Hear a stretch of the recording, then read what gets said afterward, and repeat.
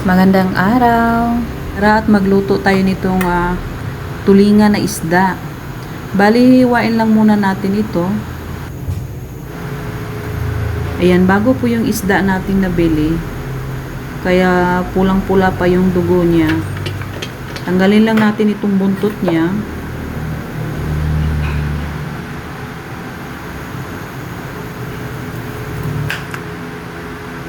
Ganyan po ang isda kapag bago.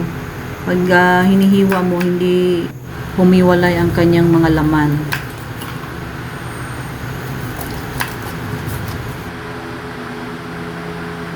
Ayan, napakabago yung isda natin. Kaya masarap itong isabaw. Kapag bago yung isda, mas masarap siya isabaw. Kasi pag nasa ref na siya, hindi na siya masarap isabaw.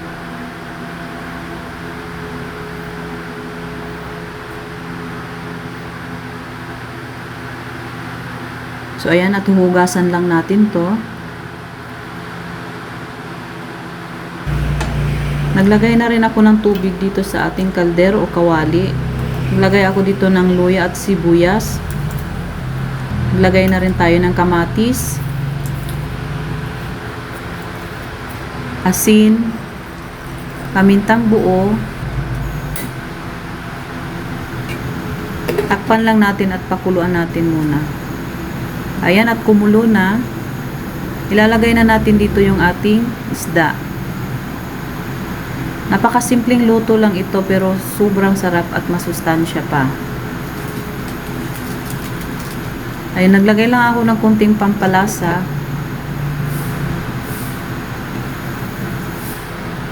Ayan, hindi natin i-overcook yung isda para hindi manigas yung kanyang laman. So, naglagay na tayo dito ng repolyo. Repolyo lang ang ating ilalagay dito. Naglagay rin ako dito ng siling haba para medyo may angang-anghang at saka sibuyas na dahon. Takpan lang natin at pakuluan ng isang beses. Ayan, at kumulo na, pwede na natin itong patayin ang apoy. Tsaka tikman muna natin siya. So ayan, sakto lang yung lasa. Pinatay ko na yung apoy. Ready to serve na yung ating tinolang tulingan with repolyo.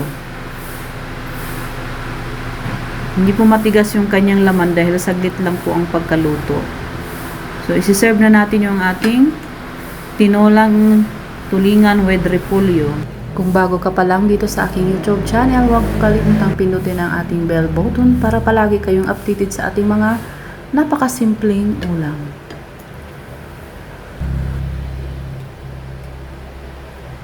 Maraming salamat sa iyong panonood. Kain po tayong lahat.